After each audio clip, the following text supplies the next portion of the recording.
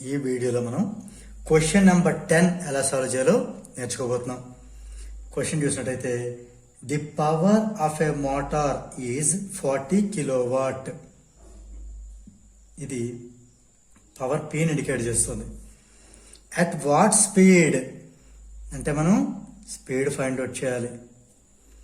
Can the motor raise a load of 20,000 newton. న్యూటన్లో ఉంది కాబట్టి ఇది ఫోర్స్ ఇండికేట్ చేస్తుంది. ఓకే, ఈ క్వశ్చన్లో పవర్ అండ్ ఫోర్స్ ఈ రెండు ఇచ్చి స్పీడ్ అడగడం జరిగింది. సో మనం ఎక్కడి నుంచి అయితే తెలుసు అక్కడి నుంచి స్టార్ట్ చేద్దాం. పవర్ దీన్ని దేనితో డినోట్ చేస్తాం? పీతో డినోట్ చేస్తాం. మనకి ఏం తెలుసు? ఫార్ములా వర్క్ బై టైం అని తెలుసు. కానీ ఇందులో వర్క్ ఇవ్వలేదు, టైం ఇవ్వలేదు. మళ్ళీ వర్క్ డబ్ల్యూ ఏమని రాయొచ్చు? Force into distance or displacement అని రాయొచ్చు డబ్ల్యూని బై టీ. దీని మళ్ళీ ఏమని రాద్దాం? ఎఫ్ ఇంటూ ఈ రెండింటిని డిస్టెన్స్ బై టైం అని రాద్దాం.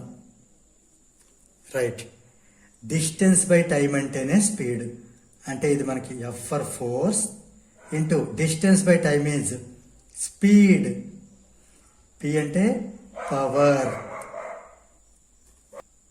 So power in terms of force and speed ఎలా చెప్పొచ్చు? Power equal to force into speed. ఇప్పుడు మనం వాల్యూ సబ్స్టిట్యూట్ చేద్దామా? పవర్ ఎంత ఇవ్వడం జరిగింది? 40 కిలోవాట్.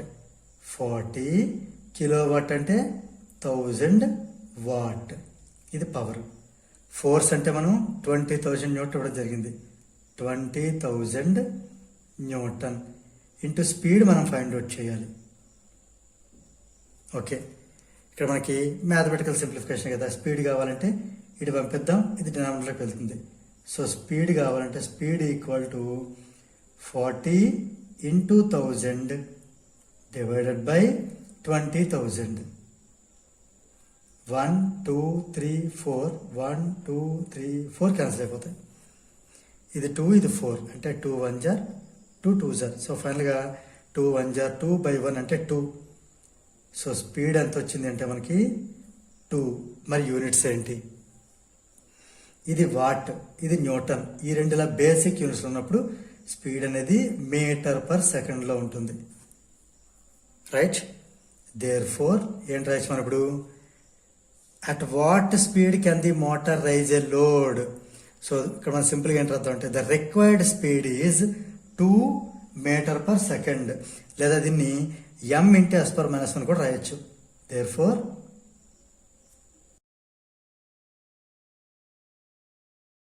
సో దీంతో మనకి ఈ క్వశ్చన్ నెంబర్ 10 అనేది కంప్లీట్ అయింది.